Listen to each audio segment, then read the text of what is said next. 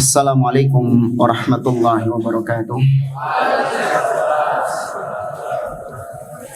Innal hamdalillah nahmaduhu wa nasta'inuhu wa nastaghfiruh wa na'udzu billahi ta'ala min shururi anfusina wa min sayyiati a'malina. Man yahdihillahu fala mudilla lahu wa man yudlil fala hadiyalah.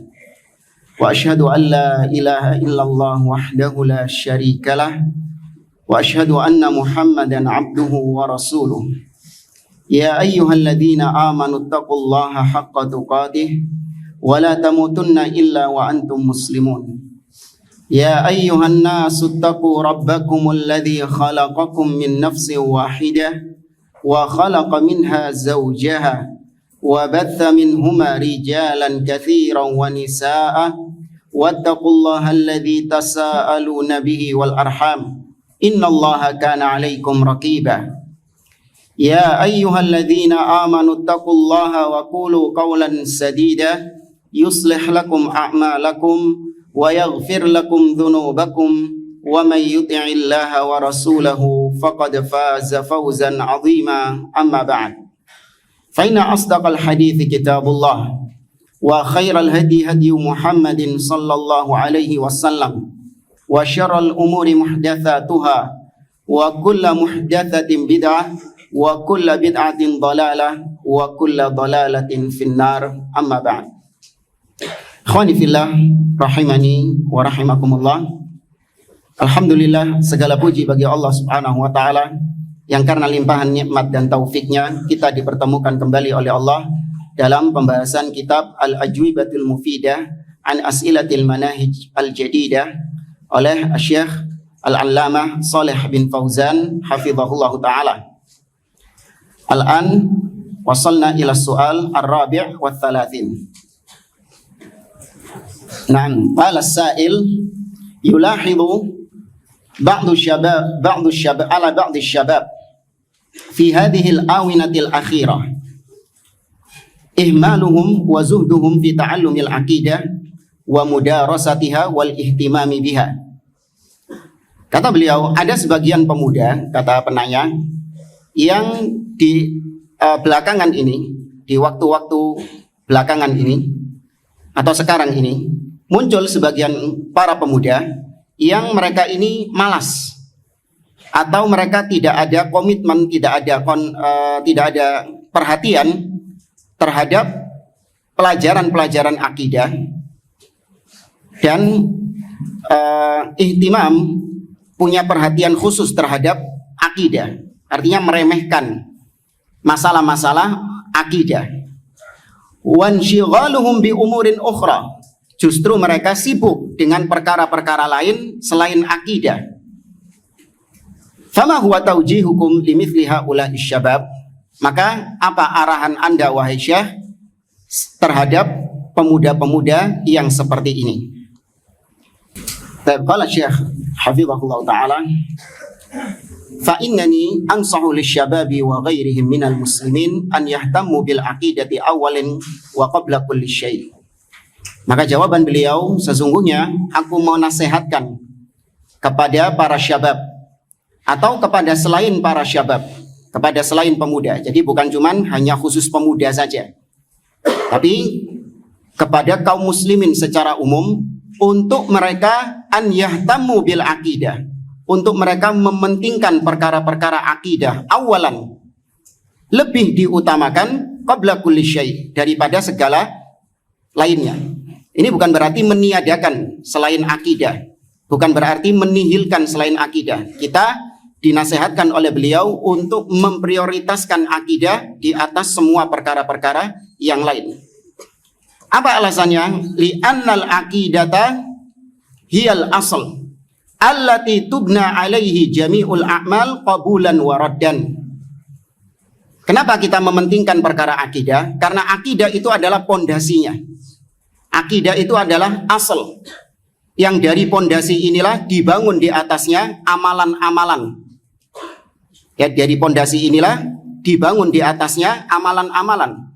Entah amalan itu diterima atau tertolak, itu tergantung dari pondasinya, tergantung dari akidahnya.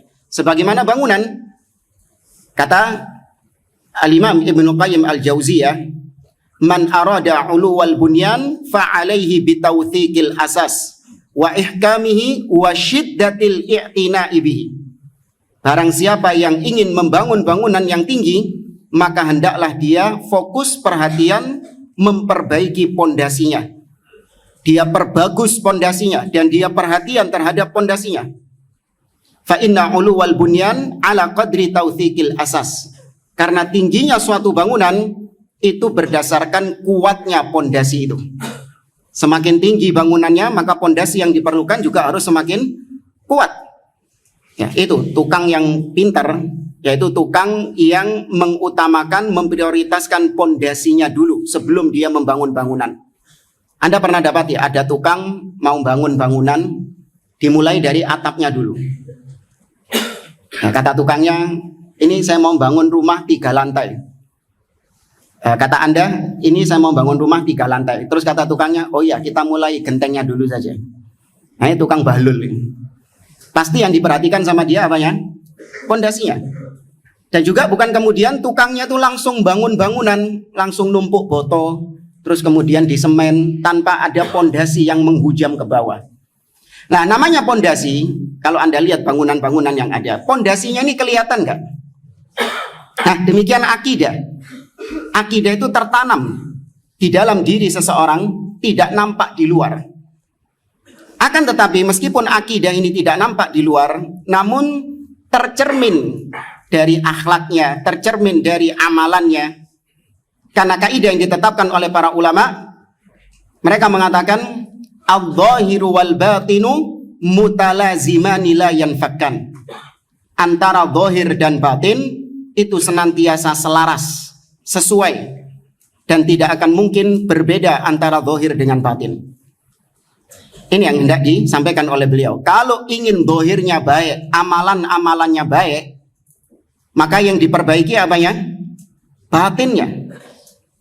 Mad dalil ala talazum bainadz zahir wal batin. Apa dalilnya? Kesesuaian antara zahir dengan batin, antara akidah dengan amal. Kalau akidah dan amal senantiasa sesuai, idza kanat aqidah asyrah fil mi'ah fal a'mal asyrah fil mi'ah. Kalau akidahnya 10%, al-iman 10%, maka amalan yang nampak juga 10%, sama seperti akidahnya. Baik, mad dalil ala talazum bainal aqidah wal amal, bainadz zahir wal batin.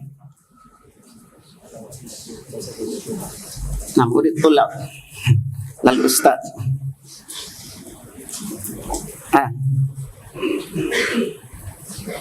هذا الحديث من حديث النعمان بن بشير. قال النبي صلى الله عليه وسلم ألا إن في الجسد لمضغة. Sesungguhnya di dalam diri seseorang ada segumpal daging. Idza salahat salaha sairu amali wa idza fasadat fasada sairu amali ala wahia al-qalbu. Kalau segumpal daging ini baik, maka semua jasadnya, tuh zahirnya semua baik. Tapi kalau segumpal daging ini jelek, rusak, maka segumpal daging itu seluruh amalannya juga rusak. Apa segumpal daging itu? Al-qalbu, hati. Itu akidah. Nah, maka akidah dan amalan itu senantiasa selaras. Makanya aneh kalau ada orang yang lebih mementingkan perkara-perkara amalan daripada perkara akidah. Karena tidak akan mungkin amalan itu bisa baik kecuali apabila bersumber dari akidah yang baik terlebih dahulu. Diawali dengan akidah yang baik, baru muncul kemudian amalan-amalan, akhlak-akhlak yang baik. Maka tetap kembalinya kepada akidah. Prioritasnya kembali kepada akidah. Nah, kenapa ini disebutkan oleh para ulama? Kenapa kaidah? Para ulama membuat kaidah tadi, at-talazum bainadz zahir wal batin. Kenapa alasannya? Apa motivasinya para ulama kok membangun sebuah ungkapan adz-zahir wal batin mutalazimani la yanfakkan? Apa? Ada alasan di balik itu? Naam, raddan 'alal murji'ah, sebagai bantahan atas kelompok murji'ah di mana mereka menganggap bahwa amalan dengan akidah, dengan iman itu nggak ada kaitannya.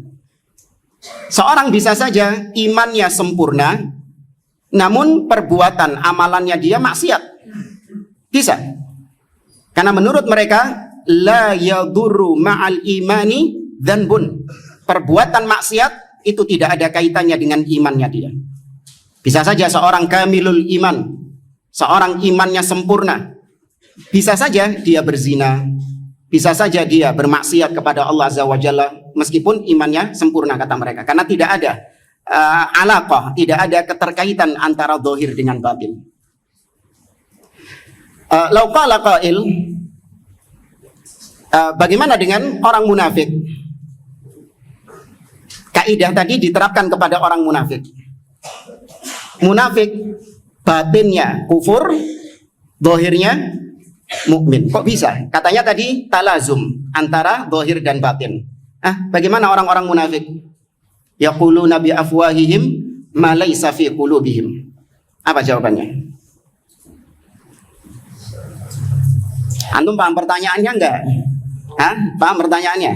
Saya ulangi. Para ulama menetapkan kaidah keterkaitan, keselarasan antara zahir dengan batin. Kalau batinnya baik, maka zahirnya juga pasti baik. Kalau di batinnya ada iman 10%, maka zahirnya juga nampak 10% keimanan dari amalannya. Nah, bagaimana dengan munafik? Kok bisa munafik itu zahirnya mukmin, batinnya kufur? Mal jawab. Kata para ulama, orang munafik zahirnya itu tetap tidak dikatakan baik. Karena hakikat mereka adalah hanya sebatas untuk menampakkan seakan-akan mereka mukmin. Ya, seakan-akan mereka mukmin. Apalagi zahir mereka itu hanya mereka menjadi orang mukmin ketika ada yang melihat. Allah Azza wa Jalla mengatakan, innal munafiqina yukhadi'una Allah wa huwa khadi'uhum. Wa idza qamu ila sholati qamu kusala. Tuh, salat dalam keadaan malas. Itu amal soleh atau enggak? Atau amal buruk? Keburukan. Ya, kalau mereka melaksanakan salat dalam kondisi malas. Kemudian juga yuraunan nas. Mereka melakukan amal-amal soleh kalau ada manusia yang melihatnya. Wala yadhkurunallaha illa qalilah, dan mereka tidak berzikir mengingat Allah kecuali hanya sedikit saja. Maka tetap talazum, tetap keterkaitan, ada keterkaitan antara batin dengan zahir. Batinnya orang-orang munafik itu kufur, maka zahir yang mereka tampakkan juga kufur. Cuman nggak kebanyakan orang mengetahui hal itu. Hanya segelintir orang yang melihat kekufurannya orang-orang munafik tersebut, karena mereka rapi menyimpan kekufurannya. Dan kemudian kata beliau, li'annal aqidah hiyal asl. Akidah adalah pondasi. Di sini kita bawakan tambahan materi dari Syekh Abdul Aziz Ar-Rayis hafizahullah taala di muqaddimah syarah Al-Aqidah At-Tahawiyah berkaitan dengan al-aqidah hiyal asl. Berkaitan dengan akidah itu adalah pondasi. Sebelumnya beliau membawakan firman Allah Subhanahu wa taala dalam surah Al-An'am ayat 115, wa tammat kalimatu rabbika sidqan wa adlan. Ini menunjukkan, kata beliau, bahwasanya ad-din kulluhu ma bainal i'tiqad wal amal. Agama ini, agama Islam itu isinya cuma dua. Kalau enggak dia akidah, maka dia amal. Ya, kalau enggak perkara akidah yang diyakini, perkara-perkara dogmatis, atau agama itu adalah amal, perkara-perkara yang sifatnya teknis, praktis. Sudah, agama itu isinya cuma dua itu. Dalilnya tadi surah Al-An'am ayat 115, Allah mengatakan wa tammat kalimatu rabbika sidqan wa adlan. Sidqan fil akhbar wa adlan fil ahkam. Ya, sidqan fil akhbar ay fil aqidah. Wa adlan fil ahkam ay fil amal. Maka agama ini cuma dua saja isinya, akidah dan amal atau akidah dan ibadah. Kemudian beliau menyebutkan tentang annal i'tiqad huwal asl. Sama seperti yang diucapkan oleh Syekh Shalih Fauzan tadi, akidah itu adalah pondasinya. Wa a'malul jawarih taba'un li hadhil asl. Sedangkan amal anggota badan, perbuatan anggota badan itu mengikuti akidahnya itu. Ya, ini yang tadi kita sampaikan, talazum, ada keterkaitan dan ada keselarasan antara zahir dengan batin, antara akidah dengan amal. Kemudian beliau menyebutkan tentang pentingnya, mana yang lebih penting, akidah atau amal? Jelas akidah. Kenapa? Alasannya tadi yang pertama. Ini kalau mau dicatat, dan kayaknya sudah ada ya, dari postingan Al-Kautsar atau ya, pernah postingnya Ustaz Abdurrahman Baik, dua-duanya ya. Nanti mungkin bisa di-share lagi tentang pentingnya akidah jika dibandingkan dengan amal. Ingat, dua-duanya penting. Ya, dua-duanya penting karena dua-duanya minaddin, baik akidah ataupun amal, kilahuma minaddin. Dua-duanya termasuk bagian dari agama. Jangan menihilkan yang satu, enggak. Di sini kita berbicara tentang mana yang lebih penting, bukan mana yang penting tok. Enggak, mana yang lebih penting. Tapi alasannya tadi, akidah lebih penting daripada amal, li'annal aqidata hiyal asal. Karena akidah itu adalah asalnya. Wal a'mal, sedangkan a'malul jawarih taba'un li hadhil aqidah, mengikuti akidah tersebut. Contoh misalnya, seorang rajin melaksanakan sholat. Sholat ini amal atau akidah? Amal. Tidaklah dia rajin melaksanakan sholat kecuali berangkat dari akidah yang ada di dalam hatinya. Bahwasanya orang yang melaksanakan sholat maka dia akan mendapatkan pahala dari Allah, maka dia akan mendapatkan kecintaan dari Allah, dia akan dimasukkan ke dalam surga, dia akan dihindarkan dari neraka. Nah, itu perkara apa? Akidah. Berangkat dari perkara akidah, maka kemudian dia melakukan amal-amal soleh. Ada orang yang dia meninggalkan maksiat, dia nggak mau bermaksiat, padahal dia mampu melaksanakan maksiat tersebut. Meninggalkan maksiat, ini akidah atau amal? Amal, meninggalkan maksiat. Namun tidaklah dia meninggalkan maksiat kecuali karena dia punya akidah, yaitu takutnya kepada azab Allah Subhanahu wa taala. Ya, keimanannya terhadap hari akhir. Itu berangkat dari akidah. Kemudian yang kedua, kenapa perkara akidah lebih penting daripada perkara ibadah, lebih diutamakan daripada perkara ibadah? Li'annal anbiya wal mursalin mujmi'una ala da'wati ilal umuril aqadiyah. Karena para nabi dan rasul, mereka semuanya sepakat memprioritaskan perkara akidah dalam dakwah mereka. Mengutamakan akidah dalam dakwah mereka. Ya, semua nabi dan rasul sepakat akan hal tersebut. Sebagaimana yang banyak Allah firmankan di dalam Al-Quran. Walaqad ba'athna fi kulli ummatir rasula an ya'budullah wajtanibut taghut. Ats-tsalits, alasan yang ketiga, kenapa akidah lebih utama daripada amal? Anna awwala ma furida minad din al-umur al-aqdiyah. Bahwasanya yang pertama kali Allah wajibkan dari agama ini adalah perkara akidah. Ya, perkara akidah, yaitu at-tauhid. Yang pertama kali Allah wajibkan adalah perkara at-tauhid. Hatta inna tauhid furida 10 sanawat wa lam yufrad awwal amrin amaliyin wa huwa shalah illa fis sanatil 10. Bahkan selama 13 tahun atau selama 10 tahun, ya selama 10 tahun Allah tidak mewajibkan apapun kepada Nabi dan para sahabatnya. Yang Allah wajibkan cuman at-tauhid. Sampai kemudian di tahun ke-10 dari kenabian baru Allah wajibkan perintah pertama yang berupa amalan, yaitu sholat. Itu terjadi pada tahun 10 kenabian, bukan 10 Hijriah. 10 kenabian. Berarti umur Nabi berapa? Nah, langsung berapa? Ceketnya ya 50. Ya kan? Kalau dikatakan kenabian berarti dihitungnya mulai dari diutusnya Nabi SAW. Kemudian perkara yang keempat, alasan kenapa akidah lebih utama daripada amal, anna aktsarul umuril aqdiyah mujmi'un 'alaiha illa nazran qalilan. Karena perkara akidah itu kebanyakan adalah perkara-perkara yang disepakati. Ya, perkara-perkara yang sudah menjadi kesepakatan. Kecuali sedikit, hanya sedikit perkara akidah yang terjadi khilaf. Nah, perkara akidah yang terjadi khilaf ini disebut apa?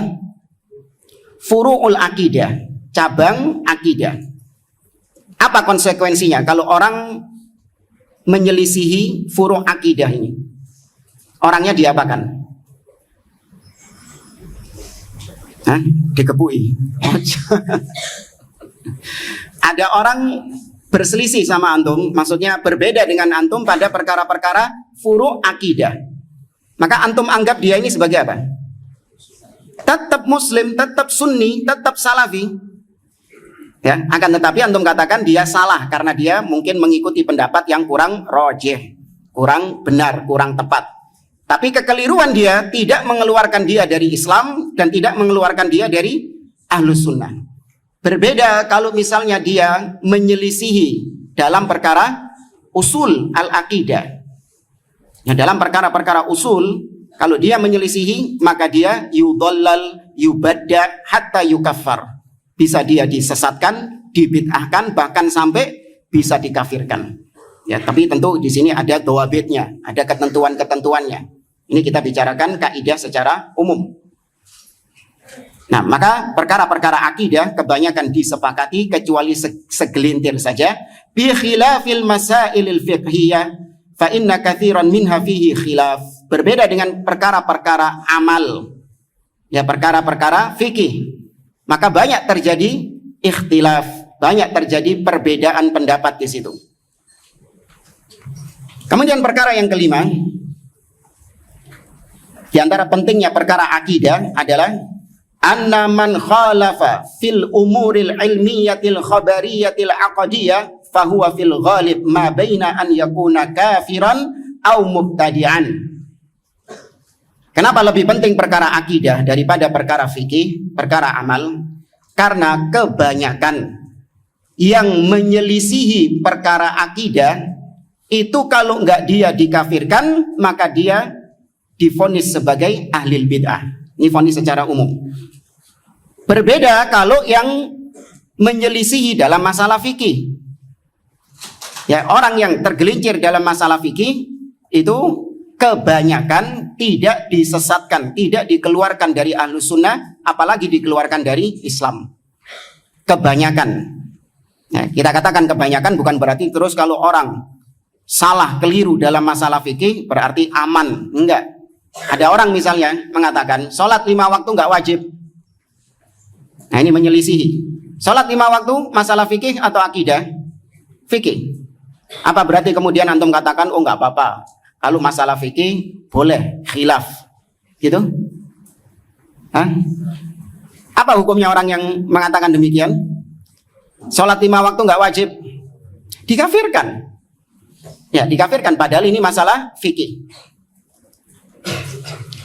Itu tadi 5 perkara yang menyebabkan akidah lebih utama daripada amal. Tapi dua-duanya penting. Ya, dua-duanya penting karena tadi talazum bainal aqidah wal amal.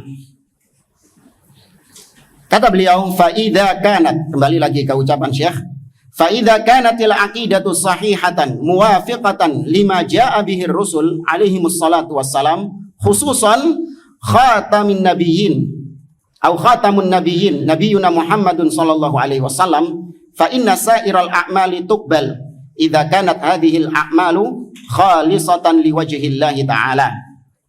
Kata beliau, apabila akidahnya sahihah, akidahnya benar, sesuai dengan apa yang datang dari para rasul, terutama penutup para nabi, yaitu Nabi kita Muhammad Shallallahu Alaihi Wasallam. Kenapa di sini disebut akidah datang dari para rasul? Kenapa nggak cukup sesuai dengan akidahnya Rasul? Apa maksudnya? Kenapa kok disebutkan para Rasul? Kenapa nggak cukup menyebutkan Nabi Muhammad SAW? Karena akidahnya para Nabi dan Rasul sama. Yang berbeda adalah syariatnya. Ya, makanya disebutkan di sini akidahnya sesuai dengan apa yang datang dari para Rasul, terutama Nabi Muhammad SAW. Karena semua amalan, kata beliau, itu diterima oleh Allah apabila amalan tersebut ikhlas karena Allah Subhanahu wa taala, mengharap wajah Allah Azza wa Jalla, muwafiqatan lima syara Allahu wa rasuluh, sesuai dengan apa yang disyariatkan Allah dan Rasulnya. Tuh, di sini beliau menyebutkan Rasulnya, bukan menyebutkan para Rasulnya. Karena berbicara apa? Syariat. Maka kalau syariat tetap wajib yang diikuti cuman Nabi Muhammad SAW. Nggak boleh mengikuti syariat-syariat yang lain.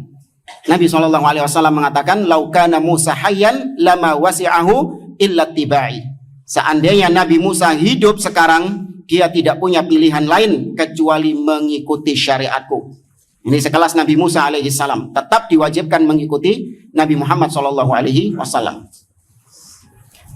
Tapi di sini ana ingin menyoroti ucapan beliau, fa inna sa'iral a'mal tuqbal idza kanat hadhil a'mal khalisatan liwajhillah. Semua amalan diterima oleh Allah kecuali apabila ikhlas, murni mengharapkan wajah Allah. Atau kalau kita kaitkan dengan perkara akidah, bahwasanya amalan itu diterima apabila akidahnya beres.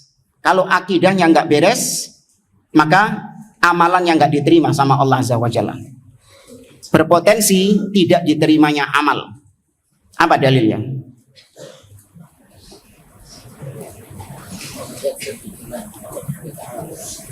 Nah, murid betul nggak? Ada dalil yang lebih tegas lagi, yaitu apa yang diucapkan oleh Abdullah bin Umar radhiyallahu taala anhuma ketika bertemu dengan dua orang tabi'in, Yahya bin Ya'mar dan Humaid bin Abdurrahman al-Himyari. Ketika itu, dua orang tabi'in ini mengatakan kepada Umar tentang munculnya firqah Al-Qadariyah di Basrah. Maka kemudian Abdullah bin Umar mengucapkan kalimat, kata Abdullah bin Umar radhiyallahu ta'ala anhuma, fa idza laqitumuhum fa akhbiruhum anni bari'un minhum wa hum bura'a'u minni. Walladhi nafsi biyadi law anna ahadahum anfaqa mithla uhudin dhahaban ma qabilallahu minhu hatta yu'mina bil qadar. Tuh, dikaitkan antara infak yang merupakan amalan dengan diterimanya amal ibadah. Berarti menunjukkan bahwasanya kalau seorang memiliki akidah yang cacat, akidah yang rusak, itu berpotensi amalannya tidak diterima oleh Allah Subhanahu wa taala. Meskipun kita nggak boleh langsung memvonis pasti nggak diterima amalannya, nggak bisa. Karena ini perkara gaib. Ya, akan tetapi kita mengatakan demikian sebagai bentuk kewaspadaan, kekhawatiran, sebagai bentuk ancaman bahwasanya orang yang memiliki akidah yang menyimpang itu berpotensi amalannya tidak diterima oleh Allah Subhanahu wa taala. Ada dalil lagi dari Al-Quran di surah At-Taubah. Kalau mau ayatnya, ayat yang ke-54. Allah Azza wa Jalla mengatakan, wa ma mana'ahum an tuqbala minhum nafaqatuhum illa annahum kafaru billahi wa rasuli. Dan tidaklah yang menyebabkan amalan mereka tercegah untuk diterima oleh Allah, atau yang menyebabkan amalan mereka tertolak, tidaklah yang menyebabkan itu kecuali karena kekufuran mereka kepada Allah dan Rasulnya. Ya, kekufuran di sini perkara akidah. Berarti menunjukkan bahwa orang yang akidahnya rusak, apalagi sampai kufur, tidak akan diterima amalannya oleh Allah Azza wa Jalla. Dan lanjut kata Syekh, wa idza kanatil aqidatu fasidatan, apabila akidahnya rusak, au kanat dhalatan mabniyatan 'alal awaidi wa taqlidil aba'i wal ajdad, atau akidahnya sesat, dibangun di atas adat istiadat, dibangun di atas budaya, atau dibangun di atas kepercayaan nenek moyang misalnya. Au kanat akidatan syirkiyah, atau akidahnya itu syirik kepada Allah Subhanahu wa taala. Fa innal a'mal mardudatan au fa innal a'mala mardudatun la yuqbalu minha syai'un walau kana sahibuha mukhlishan wa qasidan biha wajh Allah. Apabila amalan sesungguhnya amalan itu tertolak dan tidak diterima oleh Allah sedikit pun, meskipun pelakunya itu ikhlas. Meskipun pelakunya ikhlas mengharapkan wajah Allah. Namun kalau akidahnya syirik, ya, akidahnya rusak, maka tidak diterima amalan tersebut. Apa contohnya? Akidah-akidah yang berasal dari nenek moyang. Banyak kalau di negeri kita. Keyakinan-keyakinan yang bersumber dari nenek moyang. Rumah tusuk sate. Ya, apa katanya? Hah? Angka 13 ini kayaknya internasional ya. Ya. Kalau rumah tusuk sate ini kayaknya khusus. Lokal itu. Nah, ini kita bicara yang lokal-lokal saja. Kalau angka 13 itu internasional itu. Semua itu. Kita kalau naik pesawat, meskipun itu maskapai luar negeri, nggak ada kursi nomor 13. Kalau di hotel nggak ada lantai 13. Kecuali di Saudi. Ya, kalau Saudi ada lantai 13, nggak urusan. Maskapai Saudi juga ada, duduk nomor 13. Ya, yang lain nggak ada. Apa lagi misalnya? Hah? Bulan Suro, bulan Sial. Itu keyakinan-keyakinan yang diwarisi oleh nenek moyang. Yang di situ ada unsur kesyirikan kepada Allah Azza wa Jalla. Apalagi dibangun dari keyakinan bulan Suro, bulan Sial, maka dibangun dari itu amalan-amalan yang syirik. Ya, mandiin keris, padahal orangnya nggak pernah mandi, kerisnya dimandiin. Nah, dan yang lainnya. Kemudian kata beliau, li anna Allah subhanahu la yaqbalu minal a'mali illa ma kanat a'malan khalisatan liwajhihil karim wasawaban ala sunnati rasulihi sallallahu alaihi wasallam. Kata beliau, karena Allah subhanahu wa ta'ala tidak menerima amal kecuali apabila amalan tersebut ikhlas, murni, mengharapkan wajahnya yang mulia dan sesuai dengan sunnah Nabi sallallahu alaihi wasallam. Kalau Allah Ta'ala, Allah berfirman di akhir surah Al-Kahfi, "Faman kana yarju liqa'a rabbih falyamal amalan salihan wala yusyrik bi'ibadati rabbih ahada." Kata Imam Al-Hafidh Ibnu Katsir ketika menafsirkan ayat ini, yang dimaksud dengan amalan salihan adalah an yakuna khalisan liwajhillah sawaban li syariati Muhammadin sallallahu alaihi wasallam. Amal soleh adalah yang ikhlas karena Allah dan sesuai dengan syariat Nabi Muhammad sallallahu alaihi wasallam.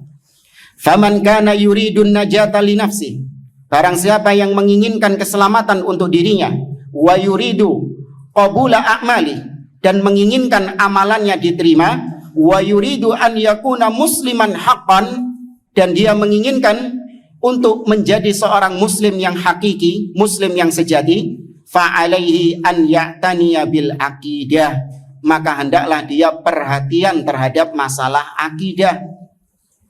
Jangan kemudian perhatian terhadap masalah amal-amal tok. Wes pokoknya ibadah. Perkara akidah ditinggalkan sama dia, ditelantarkan sama dia. Yang penting berbuat, yang penting amalan. Karena akidah itu nggak kelihatan, sehingga nggak bisa dipamerkan. Ini kenapa sebagian orang malas belajar akidah, karena akidah ini tersimpan di mana? Di dalam diri seseorang, nggak bisa ditampakkan. Yang bisa ditampakkan yang apa? Amalan. Makanya mereka lebih banyak menampakkan amalan-amalan, karena amalan ini kelihatan di mata manusia. Tuh, dari situ sudah ada unsur apa? Riya. Ya, malas mempelajari akidah, karena akidah ini nggak nampak kata mereka. Menurut mereka, kalau amalan bisa nampak. Dari sini kata para salaf, diantaranya Ali bin Abi Thalib radhiyallahu taala anhu, beliau mengatakan, kunu liqabulil amal asyaddah imaman minkum bil amal. Hendaklah kalian menjadi orang-orang yang lebih memperhatikan sisi diterimanya amal ibadah daripada kalian cuman sekedar beramal, dan beramal. Mana yang lebih penting, kuantitas atau kualitas? Gak jelas, podo wae, beda L sama N tok. Kuantitas sama kualitas. Dengarnya cuman tas-tas tok tadi. Kualitas atau kuantitas? Kualitas. Ya, itu yang lebih diutamakan. Ya, kualitas dibanding kuantitas. Ya, anna Allah Ta'ala yaqul, kata Ali bin Abi Thalib, karena Allah Azza wa Jalla mengatakan, innama yataqabbalullahu minal muttaqin. Allah hanya menerima amalan dari orang-orang yang bertakwa, yaitu yang ikhlas karena Allah dan sesuai dengan tuntunan Nabi Shallallahu Alaihi Wasallam. Kemudian bi an ya'rifal aqidatas sahihata wa ma yudaduha wa ma yunaqiduha. Dengan cara dia memperbaiki akidah. Bagaimana cara memperbaiki akidah? Memperhatikan akidah, yaitu dengan dia mengenal akidah yang sahihah. Dia pelajari akidah-akidah yang sahihah yang bersumber dari kitabullah, bersumber dari sunnah Nabi SAW, dan apa yang dipahami oleh para salaf. Itu akidah yang sahihah. Ya, dia pelajari, dia kenali akidah yang sahihah. Cukup? Enggak. Dia juga mengenal akidah-akidah yang menyimpang, lawan daripada akidah yang sahihah itu. Dia pelajari juga. Bagaimana akidahnya Jahmiyah, bagaimana akidahnya Mu'tazilah, bagaimana akidahnya Khawarij, akidahnya Murji'ah. Itu juga dia pelajari. Ya, selain dia pelajari akidah yang sahihah, dia juga mempelajari akidah yang batilah. Dalam rangka apa? Kenapa kok harus mempelajari akidah yang batil? Dalam rangka untuk kewaspadaan. Qala Hudzaifah ibnul Yaman. Apa kata Hudzaifah ibnul Yaman? Kana nasu yas'aluna Rasulullah sallallahu alaihi wasallam an al-khair wa kuntu as'aluhu an syarr. Kenapa? Makhafata an yudrikani. Nah, demikian juga kita belajar akidah-akidah yang menyimpang itu sebagai bentuk kekhawatiran, ketakutan, kewaspadaan agar kita tidak terjatuh di dalam akidah yang menyimpang tersebut. Karena berapa banyak orang-orang yang merasa bahwa dirinya berada di atas akidah yang sahihah, tapi ternyata akidahnya mencocoki Khawarij, akidahnya mencocoki Murji'ah, akidahnya mencocoki Rafidhah, bahkan nggak nyadar dia. Ya, karena tadi ada syubhat, ada sisi kemiripan antara akidah sahihah dengan akidah batilah. Ada sisi kemiripannya. Nah, itu tok yang dilihat sama dia. Dia tidak melihat apa yang menjadi pembeda antara akidah sahihah dengan akidah yang batilah. Apa pembedanya nggak dilihat sama dia. Yang dicari sama dia cuma titik temunya saja. Oh, kan sama. Kita sama Rafidhah kan sama-sama meyakini Allah sebagai Tuhan, sama-sama meyakini Nabi Muhammad sebagai Nabi. Ya, maka sudah, selebihnya itu hanya sebatas furu', sebatas cabang, nggak usah diributkan. Yang ucapan siapa ini? Ada yang ngomong kayak gitu. Kita sama Rafidhah ini selebihnya hanya sebatas furu'. Ya. Titik kesamaannya kita sama-sama menyembah Allah, sama-sama meyakini Nabi SAW. Selebihnya hanya furu'. Ucapan siapa ini? Hasan al-Banna. Ucapan Hasan al-Banna. Muassis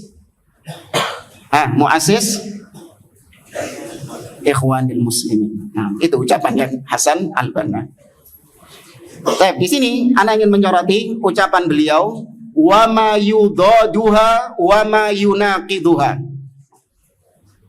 Wa ma yudaduha wa ma yunaqiduha. Mal farqu baina ad-did wan naqid. Mal farqu baina ad-did wan naqid. Apa bedanya ad-diddan sama an-naqidan? Kalau diterjemahkan hampir sama. Hal yang berlawanan, hal yang bertentangan. Tapi ini termasuk di antara ungkapan-ungkapan yang masuk kategori idza ijtama'a iftaraqa wa idza iftaraqa ijtama'a. Abdid dan an-naqid. Mal farq bainahuma? An-naqid, kalau an-naqidan adalah la yajtami'an wa la yartafi'an. An-naqid adalah dua hal yang tidak bisa bertemu tapi juga nggak bisa dihilangkan dua-duanya. Ya, saya ulangi, naqidan adalah la yajtami'an wa la yartafi'an. Dua hal yang tidak bisa bertemu tapi juga nggak bisa dihilangkan dua-duanya, mesti salah satu dari keduanya. Mal misal, ini sudah kasih rukhsah sudah. Apa contohnya? Dua hal yang nggak bisa dipertemukan tapi juga nggak bisa dihilangkan dua-duanya. Mal misal,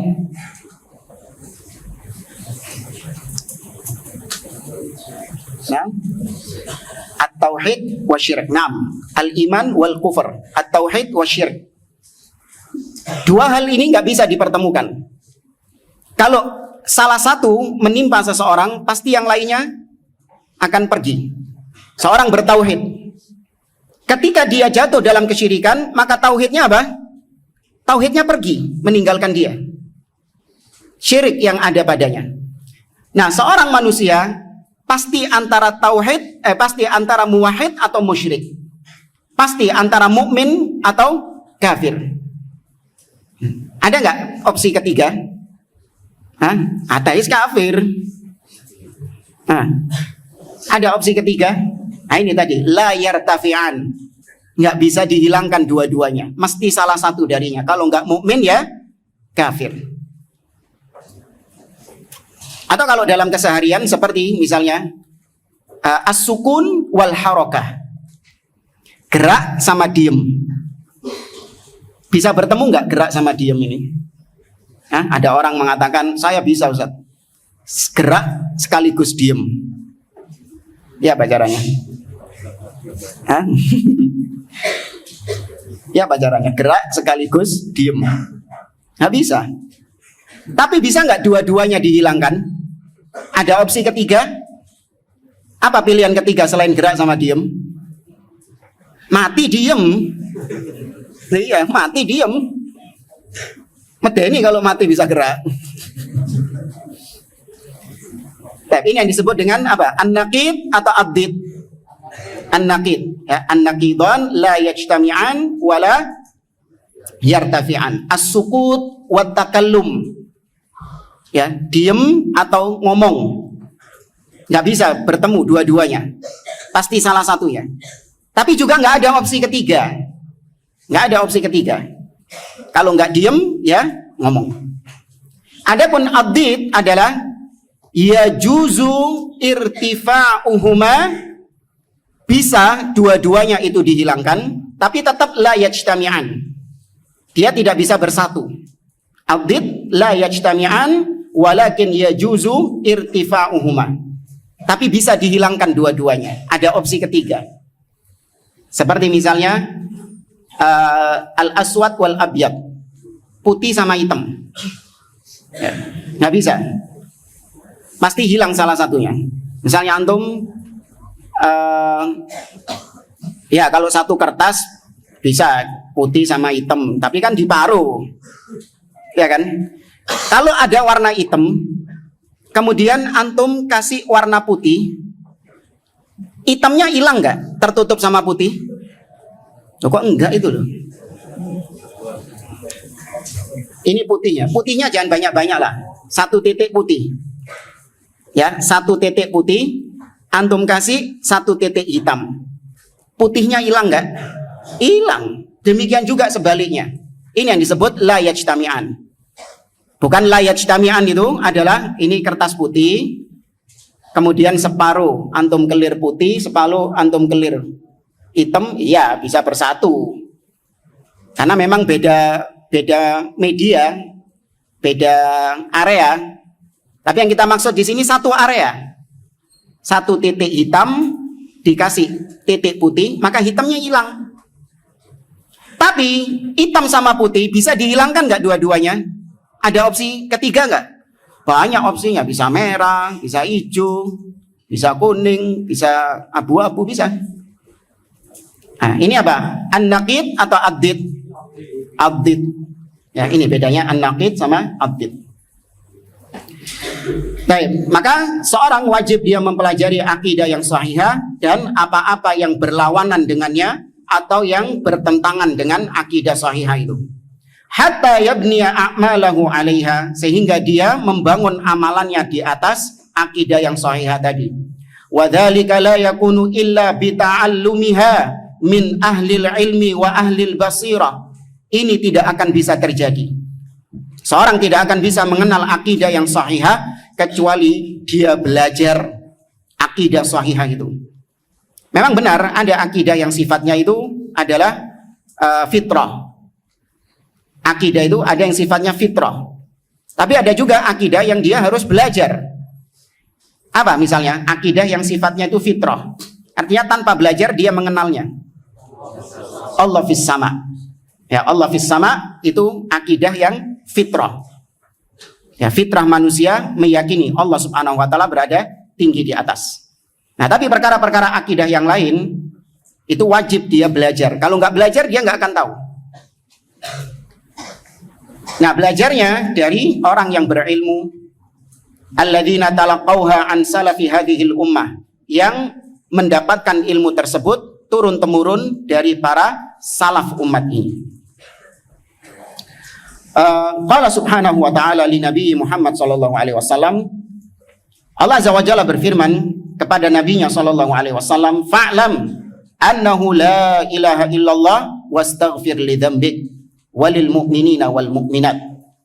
Kata Allah, fa'lam, ya berilmulah, ketahuilah wahai Muhammad bahwasanya tidak ada yang berhak disembah dengan benar kecuali Allah, dan mintalah ampun kepada Allah atas dosa-dosamu dan atas dosa orang-orang yang beriman, laki-laki ataupun perempuan.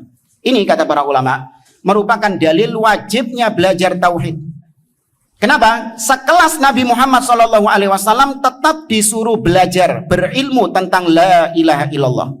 Kalau orang sekelas semulia Nabi SAW tetap diperintahkan untuk mempelajari tauhid, maka bagaimana lagi dengan yang di bawah Nabi SAW?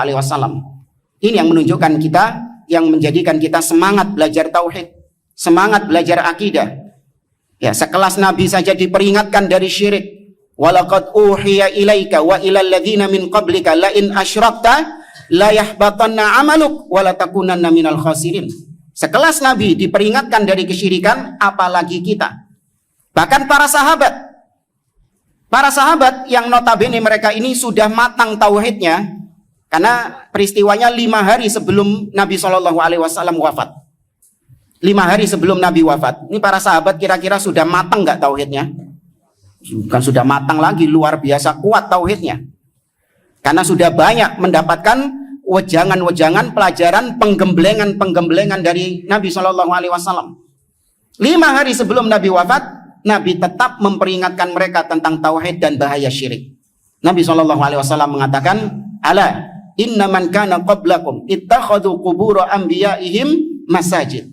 Ala fala tattakhidul qubur masajid fa inni anhaakum an dzalik. Ketahuilah, umat-umat sebelum kalian mereka menjadikan kuburan nabi-nabi mereka sebagai masjid. Maka ketahuilah, jangan kalian menjadikan kuburan sebagai masjid, karena aku melarang kalian dari perbuatan tersebut. Ini diucapkan oleh Nabi 5 hari sebelum Nabi wafat. Para sahabat sudah matang tauhidnya.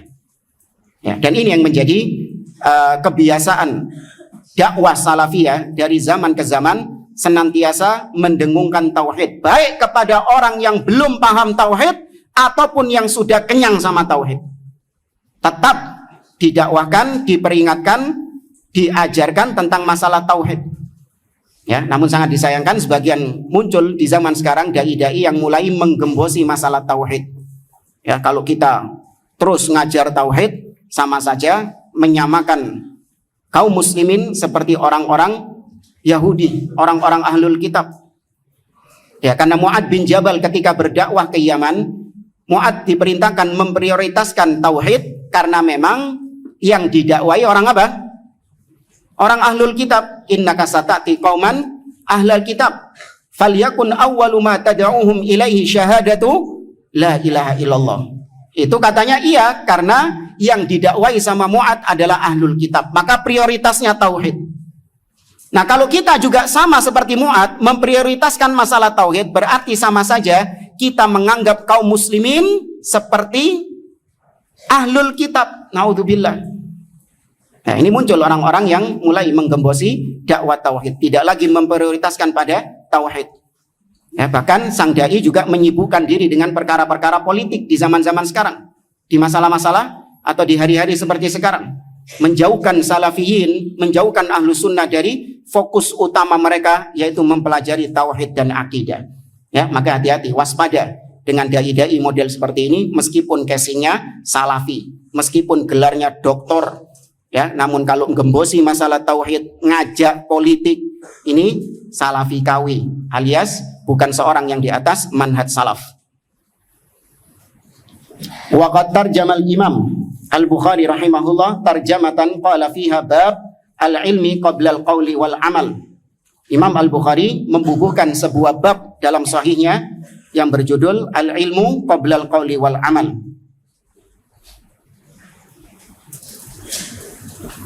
Wa saqa hadhihi al-ayah al-karimah fa'lam annahu la ilaha illallah.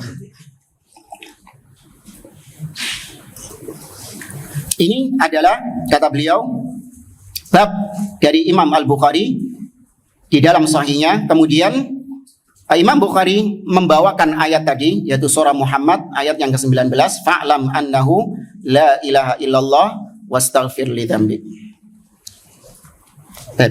Naktafi indah. Insyaallah masih banyak ya. Ya, tapi ini pembahasan berikutnya adalah berkaitan dengan tafsir surah Al-Asr. Ya, berkaitan dengan tafsir surah Al-Asr. Insyaallah kita lanjutkan di pertemuan yang akan datang.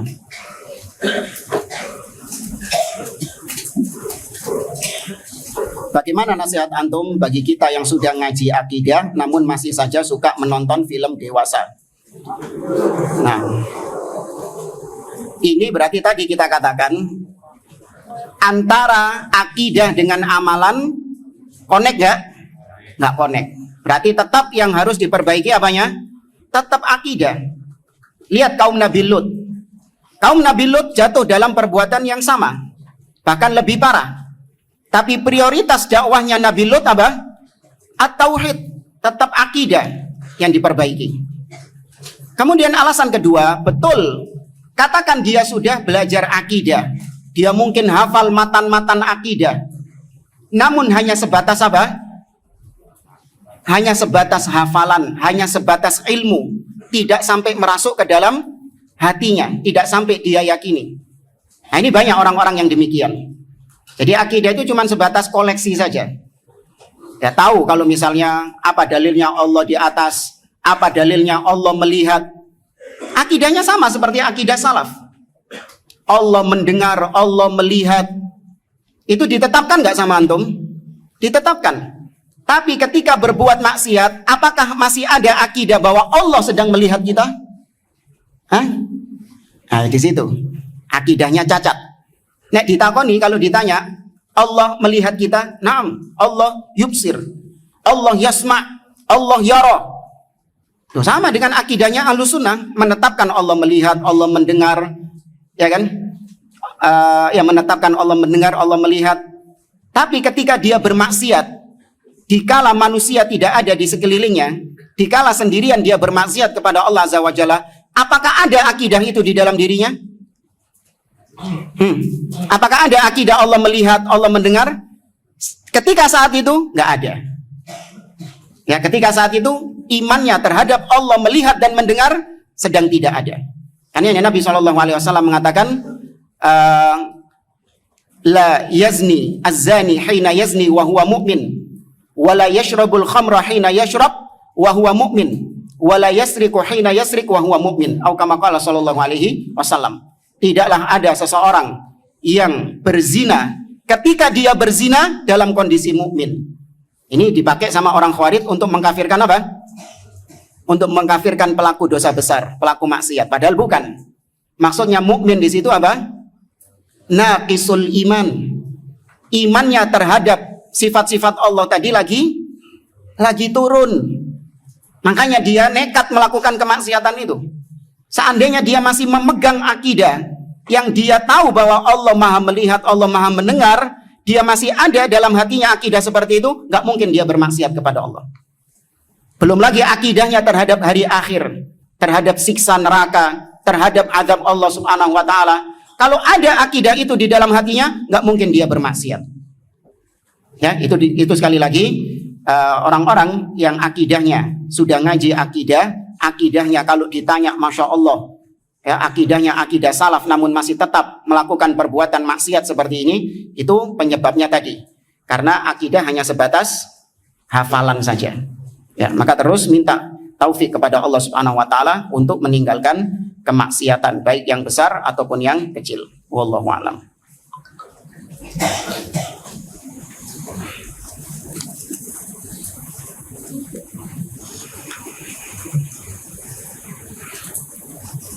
Ustaz, apakah iman kepada hari akhir itu dikhususkan untuk umat Nabi Muhammad saja atau umum untuk seluruh umat selain Nabi Muhammad SAW? Ya wajib seluruh umat, karena Nabi SAW diutus untuk seluruh umat. Dan Nabi SAW mengatakan, kanal anbiya bu'ithu ila qaumihim khasa wa bu'ithu ila nasi amah. Dan kalau dikatakan apakah umatnya Nabi Musa juga wajib mengimani kepada hari akhir? Iya, wajib juga semuanya, karena akidahnya para nabi dan rasul itu satu. Ya, yang berbeda hanya syariatnya saja.